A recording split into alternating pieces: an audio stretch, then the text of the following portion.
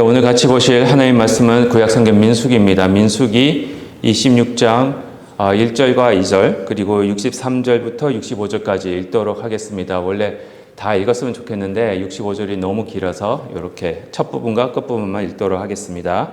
제가 봉독해 드리겠습니다.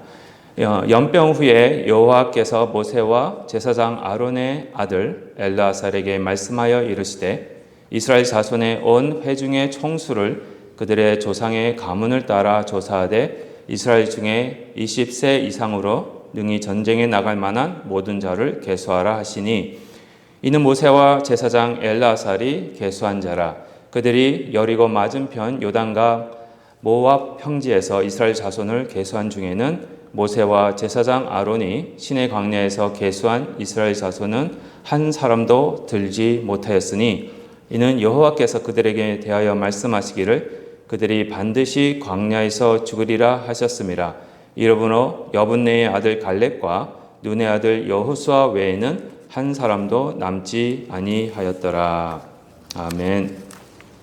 오늘 본문 이 민수기 26장 말씀은요, 저희들이 앞에서 살펴본 이스라엘 백성들 25장에서 살펴본 그 이스라엘 백성들이 미디안 광야에서 행한 우상 숭배와 간음으로 인해서 엄한 심판 후에 하나님께서 모세와 엘르아살에게 주신 말씀입니다. 민수기 26장은요, 민수기 25장까지 이야기 속에서 광야에서 죽임을 당한 출애굽 1세대 후에 새롭게 시작되는 제2세대, 그렇죠? 새로운 세대의 인구를 조사하는 내용입니다. 그게 민수기 26장이 그런 내용입니다. 오늘 인구조사 내용을 통해서 저희들에게 소개되어지고 있는 하나님의 모습이 어떤 모습이 있는지를 찾아봤으면 좋겠습니다.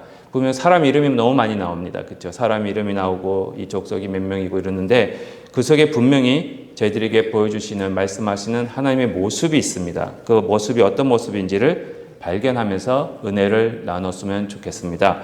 첫 번째입니다. 첫 번째로 저희가 민수기 26장 이 인구조사에서 찾을 수 있는 하나님의 모습은 우리 하나님은 철저하게 심판하시는 하나님이시라는 겁니다. 민수기 26장은 단순한 숫자의 기록이 아닙니다. 어느 족속이 몇 명이고 이렇게 단순히 숫자만 기록한 것이 아니라 이 26장은요, 하나님의 백성들이 경험한 철저한 심판 이후에 시작되는 새로운 출발의 이야기입니다. 민수기 25장에서 이스라엘 백성들은요, 저저번 주에도 살펴봤지만 모압 여인들과 간음하고 우상 숭배하고 그래서 죄를 범했습니다. 그 결과로 하나님께서는 연병으로 그들을 심판하셔서 24,000명이라 되는 그런 사람이 죽임을 맞이하게 되는 비극적인 그런 사건이 일어났음을 25장에서 말씀하고 계십니다. 바로 그 사건 이후에, 그 비극적인 사건 이후에 하나님께서는 다시 인구 조사를 명하시고 계시는 겁니다. 이처럼 민수기 26장에서는요, 이 26장에서 기록된 인구의 조사는 단순히 어떤 행정 절차나 아니면 몇 명이 더 있었는지를 알아보기 위해서가 아니라 하나님의 철저한 심판 이후에 이루어진 사건임을 분명히 보여주면서 말씀은 하나님께서 26장에서 보여주시는 하나님의 모습이 처음과 끝에 나와 있는 그런 말씀을 연결시키면서 하나님이 왜 철저하게 심판을 하시는지를 그 이유를 보여주고 계십니다. 민수기 26장 1절에서 드러난 인구조사는 마지막 65절에서 나타나고 있는 말씀을 통해서 왜 그렇게 하셨는지 그 의미가 분명하게 드러나고 있습니다. 65절입니다. 65절 보시면 이런 말씀이 있습니다. 이는 여호와께서 그들에게 대하여 말씀하시기를 그들이 어떻게 해요? 반드시, 그렇죠? 철저하게, 그렇죠? 반드시 광야에서 죽으리라 하셨습니다. 이러므로 여분의 아들 갈렙과 눈의 아들 여호수아 외에는 한 사람도 남지 아니하였더라. 왜 하나님께서 이렇게 철저하게 분명히 반드시 모든 1세들이 죽는다고 말씀하셨습니까? 왜 이렇게 선언하셨습니까? 그리고 오직 갈렙과 여호수아만이 살아남았다라고 말씀을 하셨습니까? 그 이유는요, 인구조사는 새로운 일은 심판 후에 남겨진 철저하게 새로운 일을 시작하기 위한 단계에 있다라고 말씀을 하시는 겁니다. 다시 말씀드리면 저희도 새로운 일을 시작하기 위해서는 지금까지 해왔던 잘못된 일을 완전히 깨끗하게 처리를 일단은 해야 됩니다. 새로운 세대가 시작하기 위해서는 옛날에 있었던 깨끗하지 못하던 그 더러운 일들을 깨끗하게 청산한 후에, 그렇죠? 그런 다음에 새 일을 시작해야 된다고 저희들 삶 속에서도 알고 있듯이 하나님이 그렇게 하고 계시는 겁니다. 뿐만 아니라 민수기 26장은요, 곳곳에서 하나님의 철저한 심판을 다시 한번 보여주고 계십니다. 저희들이 읽지는 않았습니다. 근데 보시면 이렇습니다. 르우벤 지파를 기록하는 가운데 르우벤 지파의 숫자만 말씀하시면 되지 기어이 우리 하나님이 끄집어내십니다. 성경은 과거의 사건을 끄집어내세요. 그러면서 민수기 26장 8절부터 10절에 엘리압의 아들들이 고라 자손과 함께 모세와 아론을 대적했을 때 하나님께서 250명을 죽이신 사건을 다시 한번 기록하고 있습니다. 이 사건은요, 이런 말씀은 단순히 회상시키시는 것이 아니라 하나님 앞에서의 반역이 얼마나 심각한 결과를 가져오는지를 보여주는 신학적 선언입니다. 또한 민수기 26장 19절에도 보시면은요, 19절에도 보시면 유다의 조속들이 나옵니다. 유다의 자손들이 나오는데 여기서 유다의 아들들 에르와 오난의 죽음을 다시 언급하고 계십니다. 창세기 할 때 아마 기억은 나실 거예요. 유다의 아들들 에르와 오난. 그렇죠? 이 사건은요, 오래전 창세기 38장에서 이미 기록이 된 일입니다. 그걸 다시 끄집어내시는 거예요. 혹시 에르의 와이프가 부인이 누구였는지 아십니까? 유다의 첫 번째 아들 에르의 부인. 그러니까는 유다의 며느리죠. 예, 사탕이 없다고. 다말입니다. 맞습니다. 다말. 그렇죠. 에르는 다말과 결혼했습니다. 그렇지만 하나님 앞에서 에르가 악하기 때문에 하나님이 그냥 죽이세요. 그리고 나서는 이제 구약의 그 습관에 따라 그 동생인 오난이 그 형수와 결혼해서 자녀를 낳아야 되는데 이 역시 오난이 거절을 합니다. 그러면서 하나님의 언약인 이 고엘의 책임을 거부하고 형수를 통해서 자손을 잇게 하는 그런 일들을 거절함으로써 하나님이 그 자리에서 또 죽이십니다. 이처럼 이 과거의 사건, 그렇죠? 수백 년 전에 생겼던 일들인데 그런 과거의 사건을 다시 끌어오는 이유가 분명히 있습니다. 그 이유는 하나님께서는 시간이 지나도 죄를 결코 가볍게 여기지 않으신다는 사실을 보여주시고 계십니다. 더 나아가 민수기 26장 61절은요. 제사장 가문조차, 그렇죠? 제사장 가문조차 예외가 아님을 보여주고 있습니다. 나답과 아비후가 다른 불을 여호와 앞에 들이다가 죽었다라고 말씀을 하십니다. 하나님께 가까이 나아가는 자들, 심지어 제사장이라 할지라도 하나님의 거룩을 무시할 때 그 결과는 죽음이었습니다.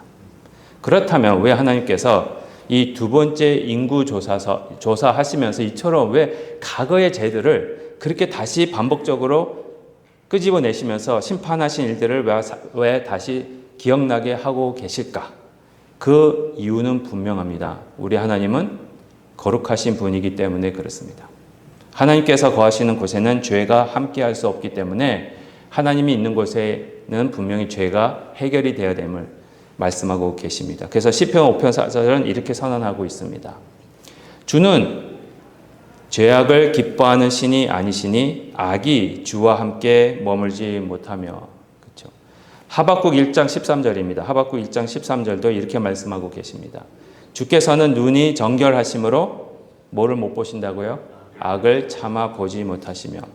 하나님은 죄를 용납할 수 없는 거룩하신 분이시기 때문에 죄를 반드시 심판하십니다. 심판하셔야 그 자리에 함께 임재하실 수 있기 때문에 하시고자 하시기 때문에 그렇습니다. 또한 동시에 우리 하나님은 정의로운 분이시기 때문에 죄를 해결하셔야 됩니다. 시편 89편 14절입니다. 시편 89편 14절에 보시면 의와 공의가 보좌의 기초라 주의 보좌의 기초라 인자하심과 진실하심이 주 앞에 있나이다. 그리고 또한 시편 9편 7절과 8절에서도 이런 말씀이 있습니다. 여호와께서 영원히 앉으심이여 무엇을 위해서요?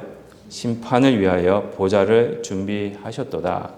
공의로 세계를 심판하시며 정직으로 만민에게 판결을 내리시리로다. 이 말씀처럼요, 하나님의 심판은 어떤 감정적인 것이 아닙니다. 우리 하나님이 화가 나셨다 이러셨을 때 우리 하나님의 감정이 확 나타난다 이렇게 생각하시기 쉬우신데 아닙니다. 이 심판은요, 감정적인 것이 아니라 우리 하나님의 공의하시고 거룩하신 성품이 그 성품 때문에 나올 수밖에 없는 필연적인 행동이라는 겁니다. 우리 하나님의 성품이 그렇기 때문에 그렇다는 겁니다. 여기서 저희가 발견할 수 있는 것이 하나 있습니다.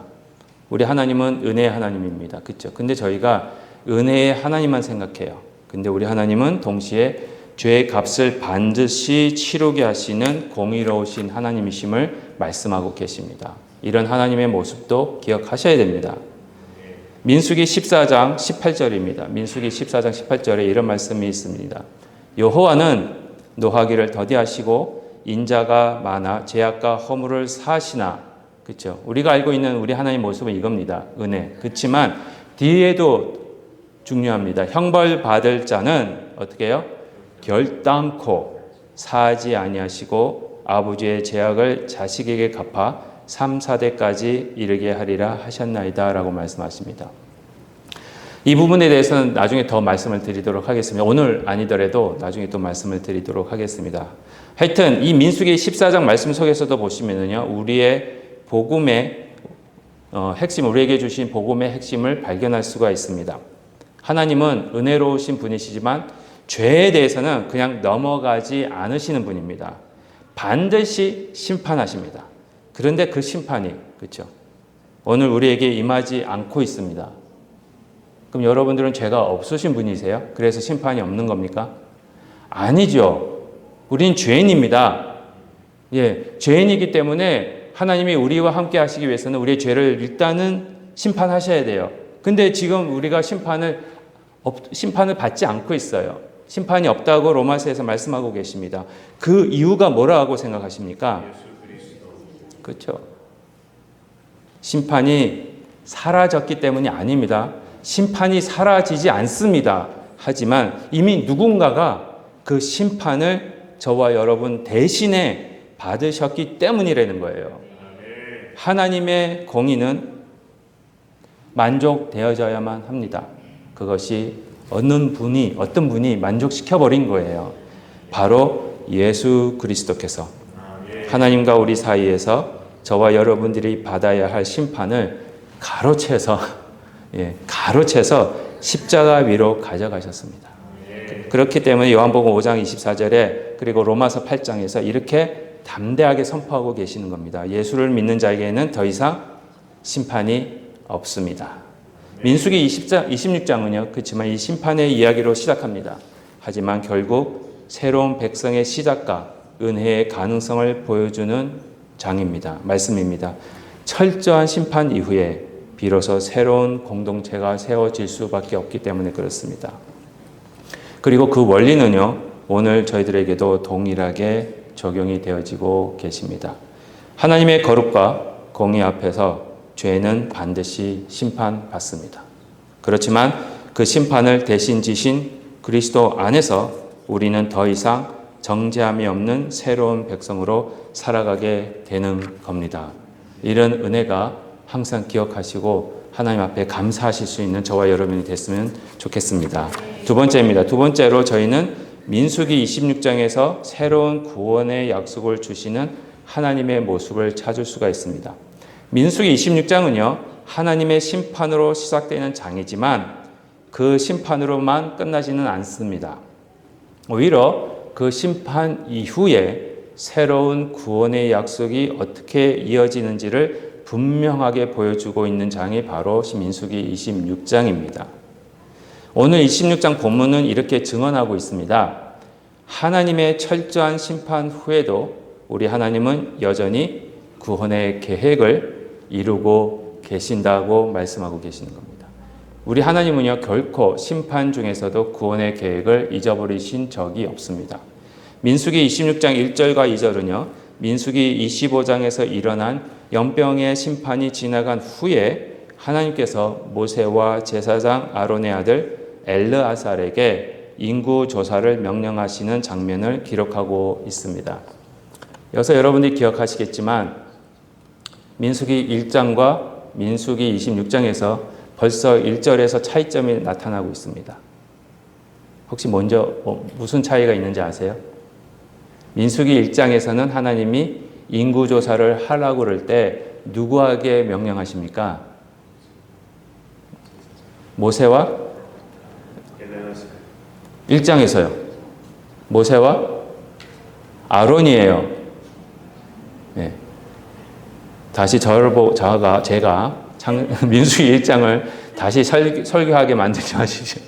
예, 민수기 1장에서는 아론과 모세에게 명령을 하셨는데 26장에서는 누구에게 명령하고 계십니까? 모세와 엘르아살이에요. 아론은 이미 죽었습니다. 그의 아들 엘르아살. 그러니까 이미 세대가 바뀌어버린 겁니다. 새로운 시작이에요. 새로운 시작을 여기서 알리고 계십니다.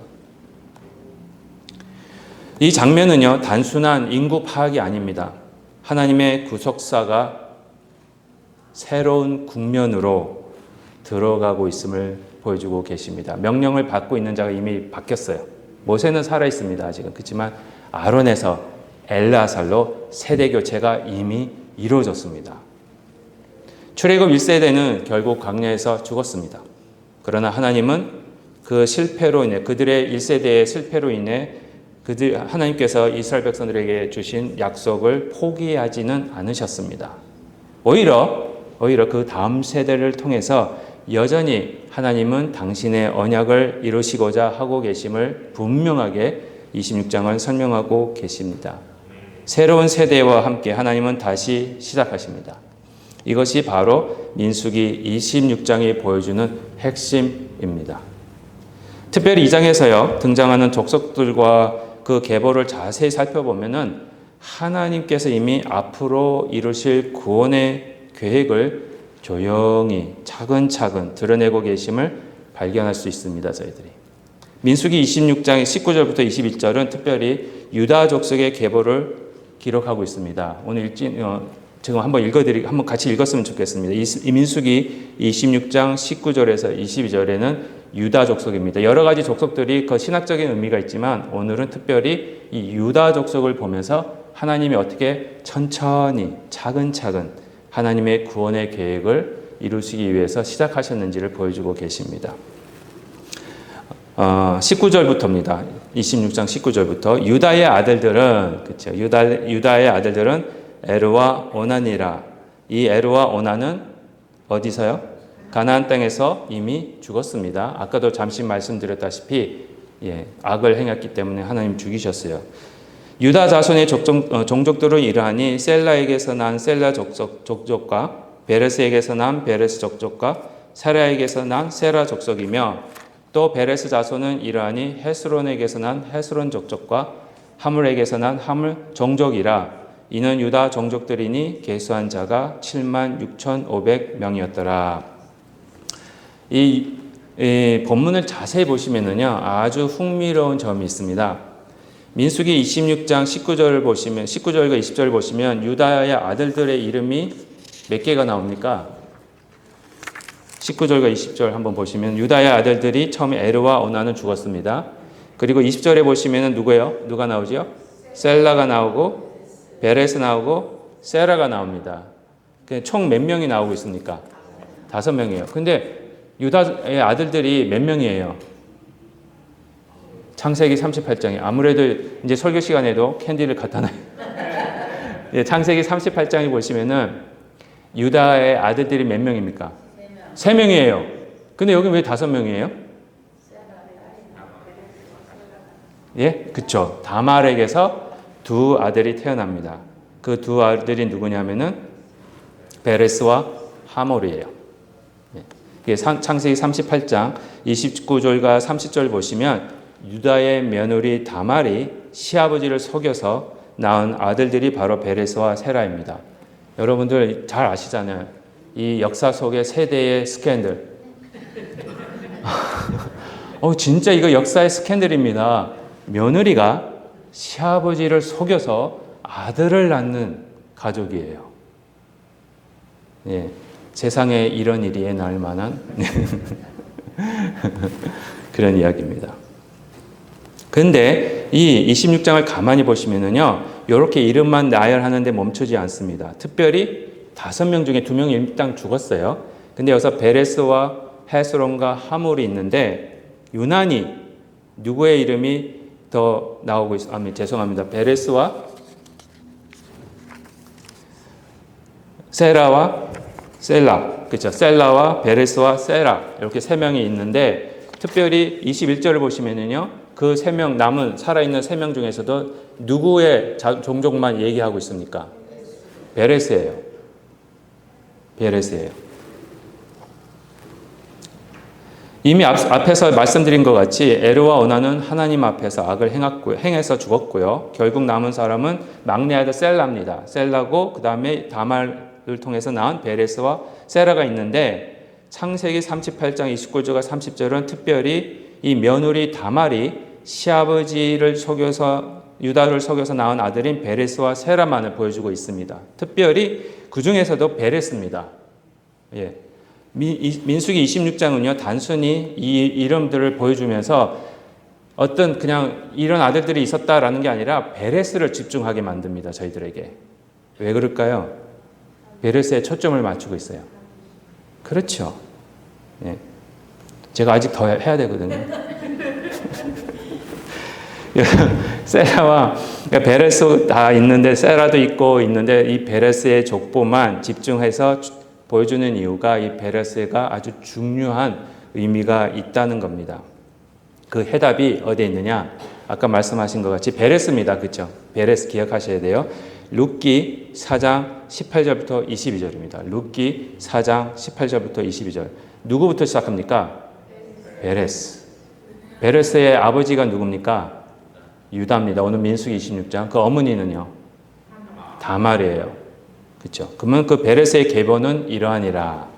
베레스는 헤스론을 낳고, 오늘 민수기 26장 21절 말씀처럼요, 똑같습니다. 헤스론을 낳고, 헤스론은 그 대신 람이 나옵니다. 람을 낳았고, 람은 암미나답을 낳았고, 암미나답은 나손을 낳았고, 나손은 살몬을 낳았고, 살몬은 보아스를 낳았고, 보아스는 오벳을 낳았고, 오벳은 이새를 낳고, 이새는 누구를 낳습니까?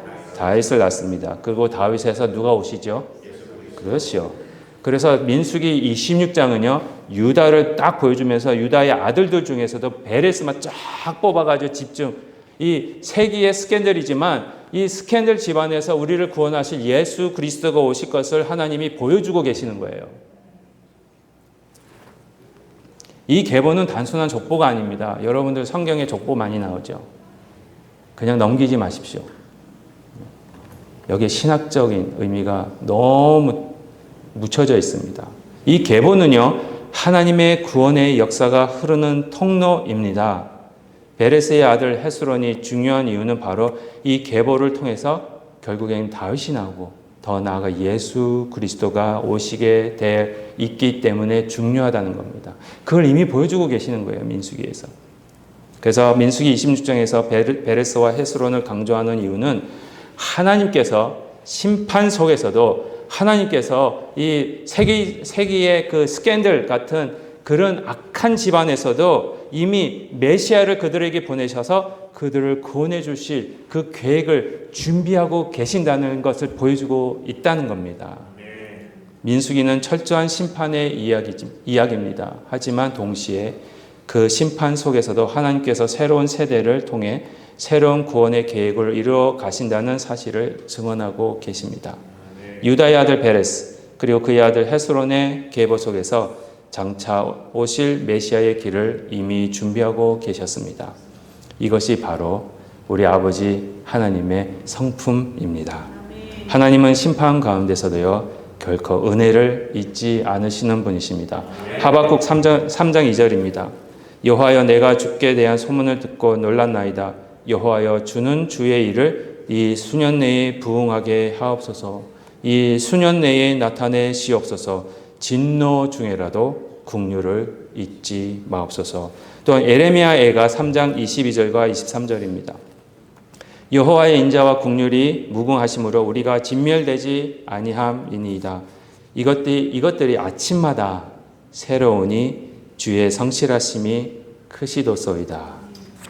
하나님의 진노는 실체적이지만 그 진노 속에서도 하나님의 국률은 멈추지 않고 있습니다.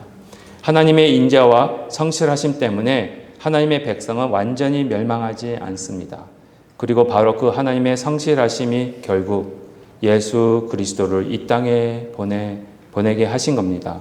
그 결과 우리는 구원을 얻은 겁니다.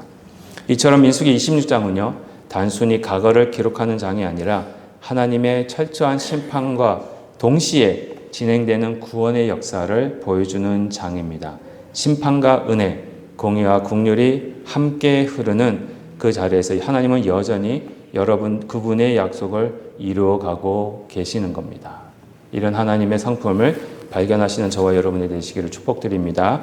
마지막입니다. 오늘 본문을 통해 우리에게 주시는 하나님의 매우 중요한 성품은 바로 공의와 은혜가 풍성하신 하나님이시라는 겁니다. 민수기 26장에서 드러난 철저한 심판과 동시에 이어지는 새로운 구원의 계획을 통해서 보여주는 하나님은 바로 이 공의와 은혜가 동시에 풍성하신 분이라는 겁니다. 구원은요, 이 공의와 은혜가 동시에 나타나는 사건입니다. 우리 하나님은 은혜만 풍성한 분이 아니십니다. 만일 은혜만 있고 사랑만 있다면 우리 삶에는 질서가 없습니다. 반대로 공의만 있다면 저희들은 굉장히 두려움 속에 갇히게 될 겁니다. 하지만 하나님은 이 공의와 은혜가 완전하게 균형을 이루시는 분으로서 그 조화 속에서 우리를 인도하고 계십니다. 다시 저희들이 살펴보겠지만 민수기 14장 18절입니다. 민수기 14장 18절에 그 균형을 매우 분명하게 보여주고 계십니다. 다시 한 번 더 읽어드리겠습니다. 민수기 14장 18절 여호와는 노하기를 더디하시고 인자가 많아 죄악과 허물을 사하시나 형벌받을 자는 결탄코 사하지 아니하시고 아버지의 죄악을 자식에게 갚아 3, 4대까지 이르게 하리라 하셨나이다. 이 말씀은요, 하나님께서 인자가 많으시고 죄를 용서하시는 분이심을 선포하면서도 동시에 죄를 결코 가볍게 여기지 않으신다는 그 사실을 드러내고 있습니다. 하나님은 죄를 용서하시되 그 죄의 대가를 반드시 치르게 하시는 분이십니다. 형벌 받을 자는 결탄코 그냥 넘어가지 않고 죄의 책임이 얼마나 무거운지를 공의롭게 드러내십니다. 그렇다면 다 말씀드렸고 아시는 내용이지만 하나님의 인자하심과 국률로 죄를 용서하시는 모습과 형벌 받을 자를 결코 용서하지 않으시고 그 죄값을 반드시 갚게 하시는 이 공의로운 모습이 동시에 어떻게 나타날 수 있습니까? 그렇죠. 십자가예요. 십자가는 단순한 사건이 아닙니다. 심판과 구원이 동시에 이루어진 자리입니다. 십자가는 심판, 그 죄의 형벌이었어요. 그렇지만 이 십자가가 저희들을 구원하시는 겁니다. 그렇죠? 십자가 위에서 하나님의 공의는 죄의 값을 철저하게 요구하셨고요. 동시에 하나님의 국률은 그 죄를 용서하시는 은혜를 베푸시는 모습이 십자가에서 나타나고 있습니다. 그래서 로마서 3장 25절과 26절에 이렇게 선언하고 계시는 겁니다. 이 예수를 하나님이 그의 피로서 믿음으로 말미암는 화목제물로 세우셨으니 이는 하나님께서 길이 참으시는 중에 전에 지은 죄를 간과하심으로 자기의 의로우심을 나타내려 하심이니 곧 이때에 자기의 의로우심을 나타내사 자기도 의로우시며 또한 예수 믿는 자를 어떻게 해요? 의롭다 하려 하십니다. 하나님께서 예수님을 화목제물로 세우신 이유가요, 지금까지 미뤄졌던 죄의 값을 하나님 치르시게 하신 겁니다. 죄의 값을 치르심으로 하나님의 공의를 드러내시기 위함이었습니다. 동시에 그 화목제물이 되신 우리 예수 그리스도를 통해서 본래 죄의 값을 치러야 할 우리가 의롭다 하심을 얻게 되는 은혜와 긍휼을 베풀어 주신 겁니다. 이 은혜는 결코 가벼운 은혜가 아닙니다. 결코 가벼운 은혜가 아닙니다. 심판이 사라진 것도 아닙니다. 대신 예수님이 치러내신 은혜인 겁니다. 그러므로 이 은혜 앞에서 감사로 응답할 수밖에 없습니다. 이 은혜를 기억하시는 저와 여러분이 되시기를 주님의 이름으로 축복드립니다. 결론적으로 말씀드리겠습니다. 민수기 26장은요, 새로운 세대를 위한 인구조사입니다. 하나님의 철저한 심판으로 인해 출애굽 1세대는 광야에서 모두 죽게 되었지만 하나님은 새로운 세대를 일으키셔서 새로운 구원의 계획을 이루어 가십니다. 이 공의와 은혜가 충만하신 하나님께서 예수 그리스도를 보내셔서 우리가 감당해야 할 죄의 값을 십자가 위에서 우리 예수님이 저와 여러분 대신해서 치르게 하셨습니다. 하나님의 철저한 심판은 십자가 위에서 완전히 선포되었습니다. 동시에 예수님께서 십자가 위에서 뭐라고 외치시면서 돌아가셨습니까? 마지막 말, 다 이루었다. 그리고 3일 만에 죽으시고 분명히 죽으셨어요. 분명히 죽으시고 3일 만에 확실하게 부활하셨습니다. 역사적으로. 그렇게 부활하시며 우리를 어렵다 하시는 제 용서의 은혜를 베풀어 주셨습니다. 그리고 우리를 여러분들을 하나님의 자녀로 삼아 주셨습니다. 이제는 우리는 예수 그리스도 안에서 하나님의 공의와 은혜를 함께 받은 자들입니다. 여러분들은요, 예수 그리스도 안에서 하나님의 공의와 은혜를 함께 동시에 받으신 분들이십니다. 그렇다면 이 은혜를 받은 자들에게 분명한 사명이 주어집니다. 그냥 가만히 앉아 있으라고는 안 하십니다. 어떤 사명이냐? 첫째, 증인의 삶입니다. 마태복음 28장 19절과 20절 말씀처럼 지금 보여드리는 말씀은 안 올려드렸습니다. 여러분들이 다 아시는 말씀이기 때문에 듣고 나중에 한번 찾아보셨으면 좋겠습니다. 증인의 삶, 마태복음 28장 19절과 20절 말씀처럼 우리는 하나님 예수님께서 여러분들을 파송하시면서 모든 민족으로 제자를 삼아 복음을 증거하는 삶으로 부르심을 주셨습니다. 그런 증인의 삶의 모습대로 살라고 부르심을 받으신 분들입니다. 둘째는 거룩한 삶입니다. 베드로전서 1장 15절과 16절은 우리를 부르신 이가 거룩하신 것처럼 저희도 저와 여러분도 모든 행실에 거룩한 자가 되라고 명령하고 계십니다. 구원은요, 단순한 신분 변화가 아닙니다. 구원은 새로운 피조물로서의 변화입니다. 우리의 말과 우리의 행동이 변해야 됩니다. 그것이 우리의 말과 행동을 통해서 하나님의 거룩이 드러나게 되기 때문에 그렇습니다. 그것이 증인이기 때문에 그렇습니다. 세 번째는 화목하게 하는 삶입니다. 교회는 세상의 분열을 따라가는 공동체가 아니라 하나됨을 이루는 공동체입니다. 세상을 보십시오. 한국이나 미국이나 우리의 이념과 개인적 관점으로 완전히 갈라졌습니다. 근데 교회 안에 이게 들어왔어요. 정결한 교회, 순결한 교회. 세상이 교회에 들어오지 못하도록 저희는 목숨을 걸고 막아야 됩니다. 그런데 이념 때문에, 색깔 때문에 쫙 갈라진 모습이 교회 안에 들어왔어요. 그래서 벽을 쌓고 있습니다. 이 세상은 이념과 개인적 관점으로 사람들 사이에 벽을 만들어 놓고 갈라지게 하지만 교회는요, 그와 반대로 화목하게 하는 자들로 부름을 받은 겁니다. 예수님이 이미 십자가에서 그 벽을 깨트려 주셨는데 우리가 교회 안에서 다시 쌓고 있다는 거예요. 그래서 고린도후서 5장 18절부터 20절에 이런 말씀, 우리에게 화목하게 하는 신분을 주셨다라고 말씀하십니다. 고린도후서 5장 18절에서 20절입니다. 그리고 마태복음 5장 9절 다 아시는 말씀 산상수훈입니다. 그렇죠? 마태복음 5장 9절에 예수님이 이렇게 선언하십니다. 뭐라고 하시냐? 화평하게 하는 자는 복이 있나니 그들이 하나님의 아들이라 일컬음을 받을 것이며 반대로 화평을 무너뜨리고 벽을 쌓는 자는 알아서 해석하시고 하나님의 자녀가 아니다라는 말씀입니다. 화평이 뭡니까? 화목이 뭡니까? 그렇죠. 회복입니다. 나와 생각이 다르다고 벽을 쌓는 게 아니라, 나와 색깔이 다르다고 벽을 쌓는 게 아니라 교회 안에서만큼은 그걸 다 무너뜨리고 화목하게 하시는 하나님의 자녀로 부르심을 받은 그 사명을 감당하게 하시는 겁니다. 우리가 화평하게 하는 이유는요, 단순한 윤리적 선택이 아닙니다. 여러분들이 우리가 하나님의 자녀이기 때문에 그렇게 하는 겁니다. 결국에 증인의 삶, 거룩한 삶, 화목하게 하는 삶은 모두 예수 그리스도께서 십자가 위에서 피 흘리심으로 우리를 살리시고 우리에게 주시고자 하신 삶의 모습입니다. 그러므로 이 말씀 앞에서 우리는 저희들의 모습을 다시 돌아보아야 합니다. 우리는 어떤 은혜를 받았습니까?